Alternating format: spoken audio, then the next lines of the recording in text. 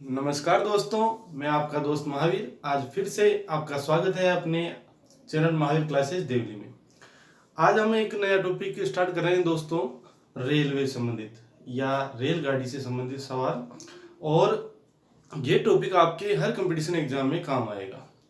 आप चाहे रेलवे की तैयारी कर रहे हो, चाहे एसएससी की तैयारी करो, चाहे बैंक की, आपको हर जगह पर इससे संबंधित सवाल मिलेंगे। और हम इन सभी सवालों को एकदम शॉर्ट ट्रिक से करने वाले हैं। पर उससे पहले हम इनकी बेसिक सीखते हैं दोस्तों। और एक बात और है कि ये जो टॉपिक है, अगर जैसे हम रेलवे के सीखते हैं रेलगाड़ी से, तो इसी से मिलते जुलते ही हम आगे समय और दूरी वाले सवाल करते हैं, और इसी से थोड़े मिलते जुलते सवाल हम आगे नाव और धारा वाले सवाल करते हैं। तो ये तीनों चैप्टर एक दूसरे से किसी न किसी प्रकार से जुड़े हुए हैं, और हमें एक को स्टार्ट करना है तो बिल्कुल ध्यान से, और हम आगे तीन को धीरे धीरे हल करेंगे दोस्तों।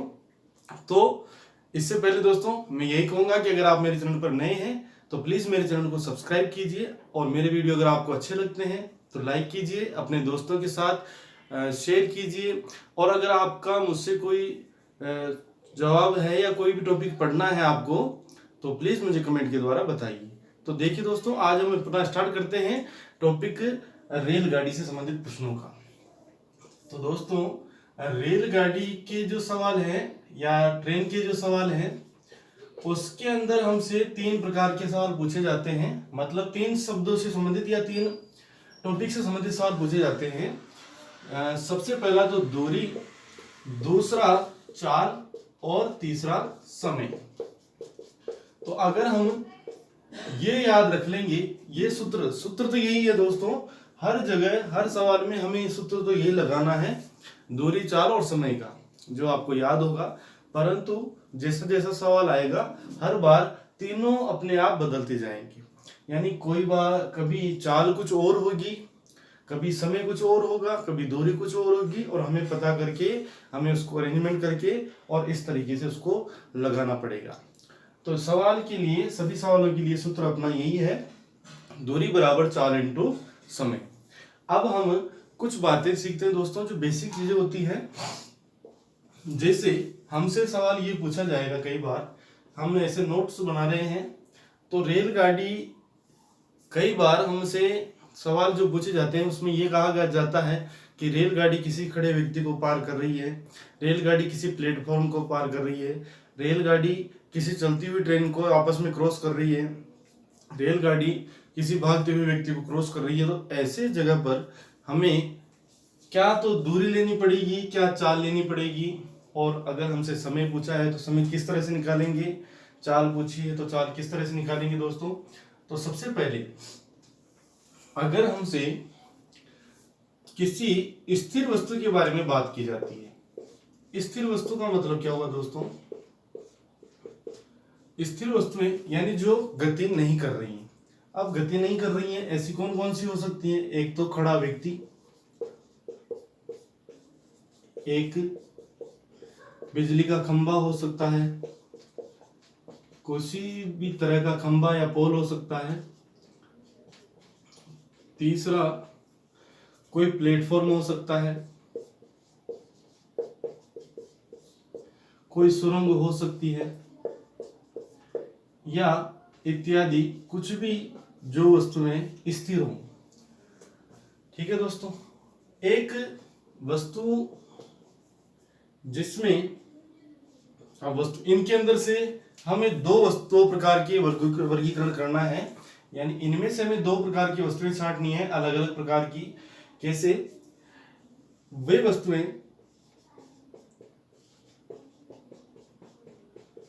जिनकी लंबाई नगण्य मानी जाती है, नगण्य मानी जाती है। यानी जिन वस्तुओं की लंबाई नगण्य मानी जाती है उनकी लंबाई को गिना नहीं जाता, क्योंकि उनकी लंबाई इतनी नहीं होती है। जैसे इनमें से हम देखते हैं, एक खड़ा व्यक्ति, खड़े व्यक्ति की लंबाई नगण्य मानी जाती है, तो उस समय केवल और केवल रेल की लंबाई ही काम ली जाती है। दूसरा बिजली का खंभा, बिजली का खंभा, या आपके एग्जाम में कोई भी जो ऐसे सवाल आता है उसमें आप देखें कि इसकी लंबाई क्या हो सकती है, तो ऐसी वस्तुओं की लंबाई नगण्य मानी जाती है। और अब हमारी आती हैं वे वस्तुएं जिनकी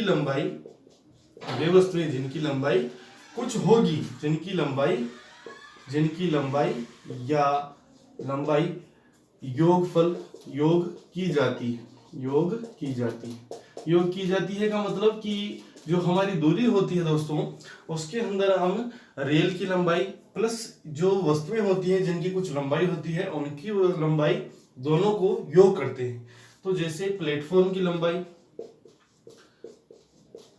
दूसरा सुरंग की लंबाई, तीसरा हो गया एक अन्य रेल की लंबाई। ठीक है दोस्तों, तो ऐसे हमारे पास कुछ शब्द हमें सवालों में देखने को मिलते हैं। ये तो हो गई हमारी बात दूरी से संबंधित। ये सारी चीजें हमारे दूरी के लिए काम में आने वाली हैं। जब कोई भी सवाल लेंगे तो दूरी अगर हमसे पूछ रहा है तो दूरी के लिए हम इनमें से अपनी दूरी याद करेंगे। अब दूसरा चाल के बारे में बात करते हैं। हम तीनों शब्दों के बारे में बेसिक चीजें सीख रहे हैं, दूरी, चाल और समय के बारे में, कि अगर ये हमसे सवाल में पूछे जाएंगे तो हम इनको किस तरीके से निकाल पाएंगे। अब चाल, हमें जो चाल दी जाती है दोस्तों, उसमें देखो, अगर दो वस्तुएं, यदि ये टॉपिक लगा लें, यदि दो वस्तुएं क्या हो, गतिशील हो, गति कर रही हो, तब उनकी चालें हमेशा सापेक्ष चाल काम ली जाती है। तब उनकी सापेक्ष चाल काम में ली जाती है। अब ये सापेक्ष चाल क्या होती है? सापेक्ष चाल दोस्तों समझिएगा, मैं समझाने की आपको पूरा प्रयास कर रहा हूं। आप समझिए कि कोई व्यक्ति है, वो दौड़ रहा है जिसका नाम है ए। वो यहां से दौड़ना शुरू हुआ, यहां तक गया, और उसी के पीछे एक दूसरा व्यक्ति दौड़ रहा है बी। अगर बी को ए को पकड़ना है और दोनों ही इस समय गतिशील हैं, तो बी को कितनी तेज दौड़ना पड़ेगा? बी को देखिए, बी दौड़ रहा है इस समय, मान लीजिए 10 किलोमीटर प्रति घंटे के हिसाब से, और ए दौड़ रहा है इस समय 8 किलोमीटर प्रति घंटे के हिसाब से, परंतु ए आगे है। तो बी को 10 किलोमीटर प्रति घंटे के हिसाब से दौड़ तो रहा है, पर उसको जो 8 किलोमीटर, या इस समय हम इसको कर देते हैं 12 किलोमीटर, सॉरी, तो 12 किलोमीटर के हिसाब से ए दौड़ रहा है, तो बी को क्या करना पड़ेगा? अपनी गति को बढ़ाना पड़ेगा। यानी बी की गति जब तेज होगी तभी वो ए को पकड़ पाएगा। तो इसका मतलब दोस्तों, जब दो वस्तुएं गतिशील होती हैं तो उनको आपस में क्या करना पड़ता है? उनकी सापेक्ष चाल क्या होती है दोस्तों? सापेक्ष चाल का मतलब देखो 12 और 10, यानी बी को अपनी चाल क्या करनी पड़ेगी? 2 किलोमीटर बढ़ानी पड़ेगी। बी को अपनी चाल क्या करनी पड़ेगी? 2 किलोमीटर प्रति बढ़ानी पड़ेगी। और यही इनकी सापेक्ष चाल कहलाती है दोस्तों। बड़ी चाल में से छोटी चाल माइनस करना। और ये कब होता है? जब दोनों एक ही दिशा में जा रही हो, जब दोनों वस्तुएं एक ही दिशा में जा रही हो, चाहे वो व्यक्ति हो सकते हैं, चाहे वो ट्रेन हो सकती है, एक ही दिशा में हो, तो क्या करेंगे? सापेक्ष चाल ज्ञात करनी है, तो पहली चाल माइनस दूसरी चाल, पहली चाल माइनस दूसरी चाल। और अगर वस्तुएं दोनों एक दूसरे के विपरीत हों, अगर दोनों वस्तुएं एक दूसरे के विपरीत हों, और ये दोनों ही बातें गतिशील वस्तुओं के लिए कर रहे हैं, यदि दोनों एक दूसरे के विपरीत हों, तो चालें क्या होती है दोस्तों? चालें जुड़ जाती हैं, या चालों का योगफल कर देते हैं। अब ये चीज को आपको मैं एक उदाहरण देकर समझाता हूं। जैसे मान लीजिए हम कई बार सड़क दुर्घटनाएं देखते हैं या सड़क दुर्घटनाओं के बारे में सुनते हैं, और हमने कहीं ना कहीं देखा भी होगा, छोटी से बड़ी या कोई दुर्घटना देखी होगी। तो जब दो कार या बड़ी कोई भी साधन हम मान सकते हैं, जब वो एक दूसरे से सामने से आकर टकराते हैं तो वो जो एक्सीडेंट होता है वो बहुत ही भयानक होता है, बहुत तेज होता है। कारण क्या होता है दोस्तों कि इधर से आने वाली कार की स्पीड और इधर से आने वाली कार की स्पीड दोनों जुड़ जाती हैं और दोनों जुड़कर बड़ी स्पीड से एक दूसरे से टकराती हैं।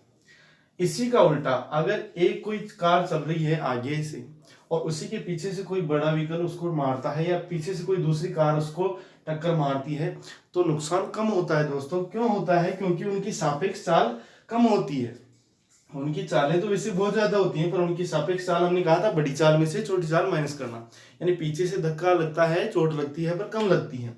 तो यही कारण हम इसमें अपने सवालों के अंदर याद रख लें कि जब दो विपरीत दिशा से आ रहे होंगे तो उनकी चालों को जोड़ दिया जाएगा, और जब वो एक दूसरे की सीध में, एक ही सीध में जा रही होंगी, एक ही दिशा में जा रही होंगी, तो चालों को माइनस कर लिया जाएगा।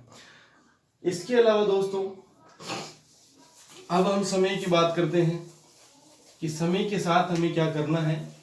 हमें ज्यादातर जो समय दिया होगा सवालों के अंदर वो किलोमीटर प्रति घंटा ही दिया होगा, परंतु अगर हमें कभी निकालना होगा कोई किसी रेल को पार करने का समय, या तो वो हमेशा सेकंड में ही निकालना रहता है, सेकंड में ही आता है। फिर भी हमें कई बार सेकंड में निकाले हुए आंसर को फिर वापस किलोमीटर प्रति घंटे में बदलने के लिए बोल देता है। तो आप ये दोस्तों याद रखिए कि किसी भी चाल को अगर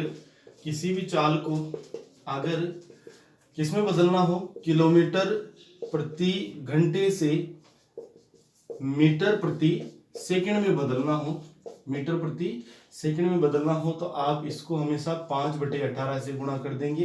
किलोमीटर प्रति घंटे को 5/18 से गुणा कर देंगे तो मीटर प्रति सेकंड में चेंज हो जाएगा। और अगर मीटर प्रति सेकंड दे रखा हो और उसको हमें किलोमीटर प्रति घंटे में चेंज करना हो, तो आप उसको 18/5 से गुणा कर देंगे। इतना सा काम करेंगे। हाँ, कई और बातें हैं वो हम बीच बीच में करते रहेंगे, पर हमारी जो ज्यादातर मेन बातें थी वो हमने कर ली है। इसके अलावा दोस्तों चलो मैंने पहले बताना छोड़ दिया, वैसे कई सारे अगर नए हैं बिल्कुल इस चैप्टर के अंदर, जिनको इस चैप्टर की बिल्कुल भी जानकारी नहीं है, तो उनको अगर थोड़ा सा मैं बता देता हूँ दूरी, चाल और समय होता क्या है। समय तो हम सब जानते हैं कि जैसे हम कहीं जा रहे हैं तो हम देखते हैं कि कितना समय लगा हमें वहां तक पहुंचने में, वो समय है।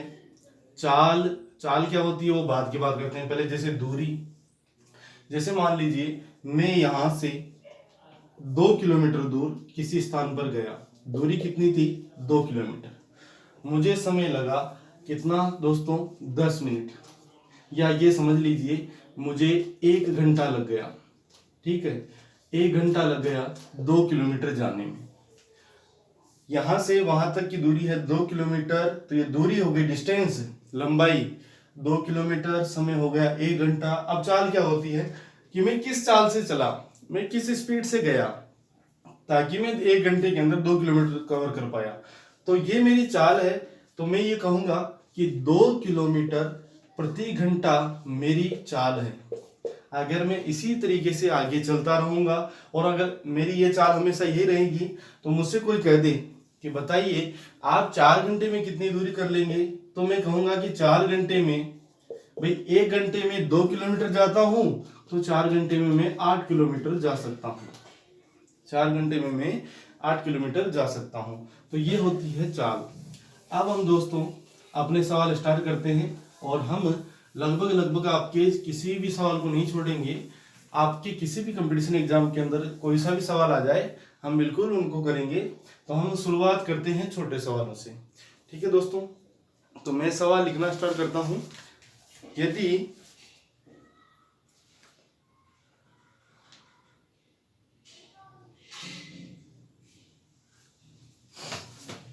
देखिए दोस्तों, जैसे हमें एक सवाल, मेरे पास सवालों के लिए ये प्रश्नमाला है। प्रश्न नंबर है हमारे पास एक, 60 किलोमीटर प्रति घंटे की चाल से, 60 किलोमीटर प्रति घंटे की चाल से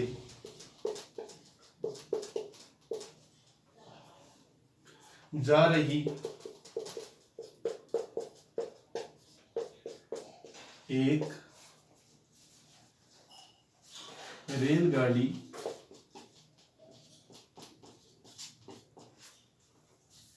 एक खंबे को 30 सेकंड में पार करती है।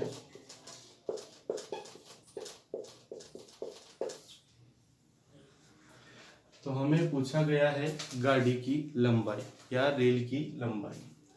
गाड़ी की लंबाई बताइए। गाड़ी की लंबाई, अब गाड़ी की लंबाई का मतलब वही रेलगाड़ी की लंबाई ज्ञात करनी है। अब देखिए दोस्तों, इसको सवाल को हल करने के लिए बिल्कुल आसान है। हमने कहा था कि हमारे केवल सूत्र काम में आने वाला है कौन सा, दूरी बराबर चाल इंटू समय। केवल यही सूत्र हमारे काम में आने वाला है। और अगर हम जहाँ पर सवाल अगर इस तरीके से करने पर हमें ज़्यादा समय लगेगा तो हम वहाँ पर बीच बीच में ट्रिक भी काम लेते रहेंगे दोस्तों, क्योंकि हमारा यही काम है कि हम कंपटीशन एग्जाम के अंदर जितना कम समय हो उतने कम समय के अंदर सवाल को हल कर पाए। अब देखिए दोस्तों, इसके अंदर सबसे पहले आपको पहचान करनी चाहिए कि सवाल में हमें क्या क्या दिया गया है और हमसे क्या क्या पूछा गया है। 60 किलोमीटर प्रति घंटे यानी ये तो हमें दी गई है चाल। 30 सेकंड यानी ये दिया गया है हमें समय। और गाड़ी की लंबाई यानी हमसे दूरी पूछी गई है। लंबाई किसी भी चीज की हो यानी वो दूरी के बारे में हमसे बात कर रहा है। तो हमें क्या करना है, दूरी ज्ञात करनी है तो चाल इंटू समय। पर देखो दोस्तों, यहाँ पर चाल के साथ समय घंटे में है और हमें जो दिया गया है वो समय किसमें है, सेकंड में।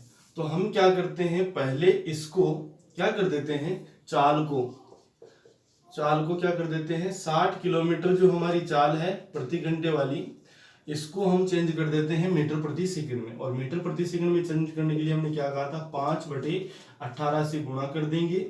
तो ये गुणा हो रहा है तो कर देते हैं 6 तिया 18, 6 दाई 60, 50/3 क्या हो गई अब चाल, मीटर प्रति सेकंड हमारी चाल हो गई है। अब हमसे दूरी पूछी गई है तो दूरी यानी ट्रेन की लंबाई हम ज्ञात कर लेते हैं। देखिए दोस्तों, जो हमारा समय है और चाल है उसको गुणा करेंगे और हमारे पास सीधा समय आ जाएगा। तो चाल हमारी थी 50/3 मीटर प्रति सेकंड और समय है हमारा 30 सेकंड। 3 से 30 में भाग गया 10 और ये हमारे पास आंसर आया 500। अब ये 500 क्या है दोस्तों, 500 मीटर, क्योंकि हमारी चाल मीटर और सेकंड में है तो दूरी आ गई मीटर, यानी रेलगाड़ी की लंबाई कितनी है, 500 मीटर। इसी तरीके से दोस्तों हम आगे का एक सवाल लेते हैं। हम ये बेसिक से स्टार्ट कर रहे हैं दोस्तों, तो हम सवालों को इसी तरीके से धीरे धीरे लेवल बढ़ाते हैं इनका।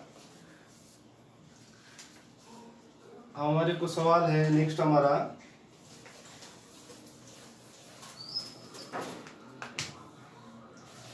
और ये सारे सवाल दोस्तों किसी न किसी एग्जाम में आए हुए हैं। आप ये ना समझें कि ये सवाल एग्जाम में नहीं आते हैं, बिल्कुल आए हुए हैं।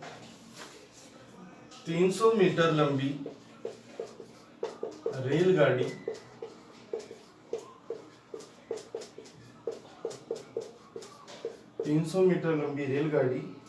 जिसकी गति 60 किलोमीटर प्रति घंटे है, एक बिजली के खंबे को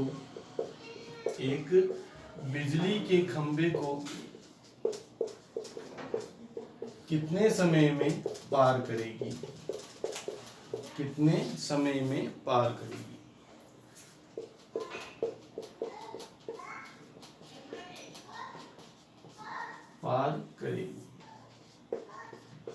अब देखिए दोस्तों, वापस हम चर्चा करते हैं।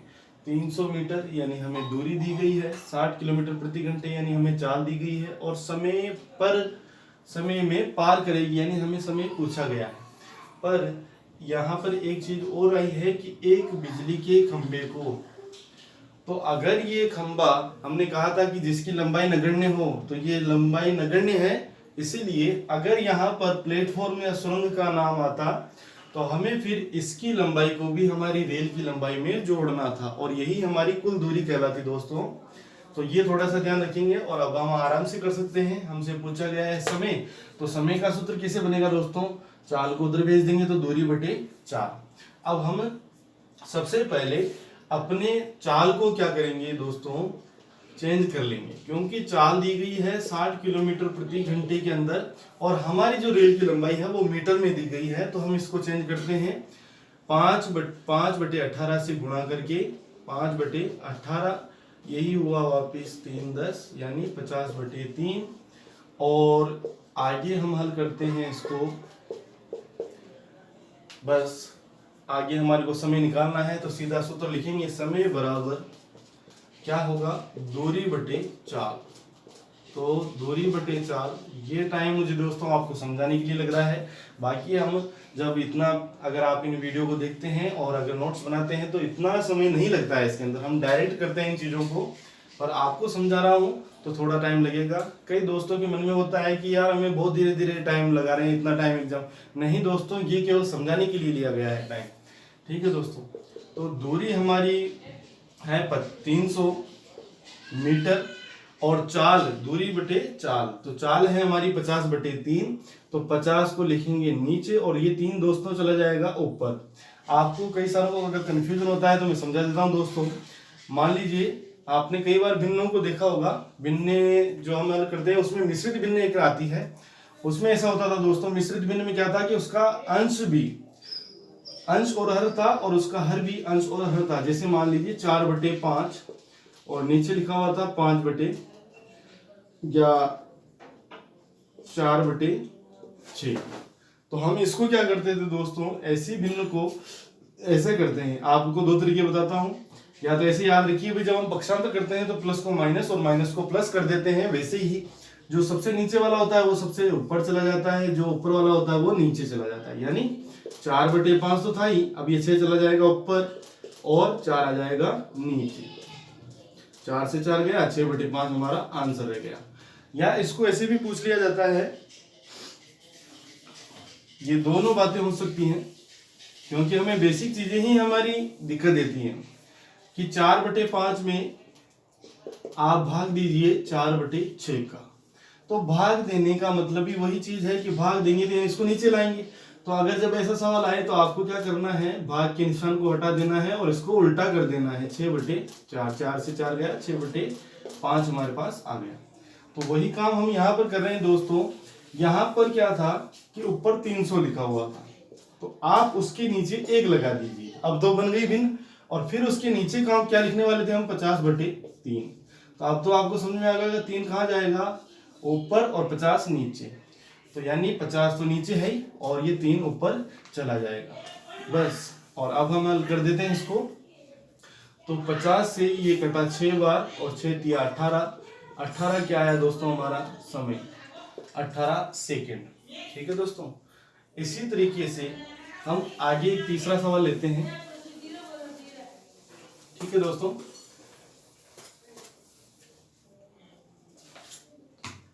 हमारा जो नेक्स्ट सवाल है दोस्तों, 160 मीटर लंबी रेलगाड़ी, या मैं डायरेक्ट इस सवाल को ना लिखते हुए दोस्तों, क्योंकि आपका भी टाइम बर्बाद होगा, मैं डायरेक्ट इसमें से पॉइंट लिखता हूं। लंबाई है रेलगाड़ी की लंबाई, रेल की लंबाई 160 मीटर दे रखी है सवाल के अंदर, और गति यानी उसकी चाल दे रखी है हमें 54 किलोमीटर प्रति घंटे।